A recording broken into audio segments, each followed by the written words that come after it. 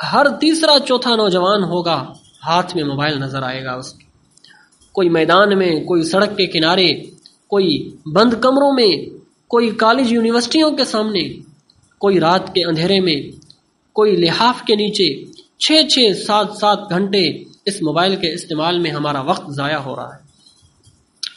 کہاں ہیں وہ جوانیاں جو پہلے عبادتوں میں لگتی تھیں؟ آج جوانیاں ضائع ہو رہی ہیں فحاشی، عریانی اور بے حیائی میں۔ آج کی نئی نسل میں 7 بڑے گناہ عام ہو گئے۔ پہلا گناہ تو یہ کہ حیا اور پاک دامنی ختم ہو رہی ہے۔ آج جتنا آپ دیکھتے رہیں بہت کم ایسے لوگ نظر آئیں گے جن کی زندگیوں میں حیا موجود ہوگی۔ بہت کم ہوں گے کہ کوئی عورت سامنے سے گزرے اور ان کی نظریں جھک جاتی ہوں، جن کے سامنے سے کسی ماں، بہن، بیٹی کا گزر ہو اور ان کی نگاہیں جھک جائیں۔ آج کے معاشرے میں ایسے بہت کم ہوں گے۔ تھوڑی دیر کے لیے سوچنا چاہیے، آج ہم کسی پہ تانا کس رہے ہیں، جملہ کہہ رہے ہیں، پتھر مار رہے ہیں، ڈائلاگ مار رہے ہیں، خط بھیج رہے ہیں، میسج بھیج رہے ہیں۔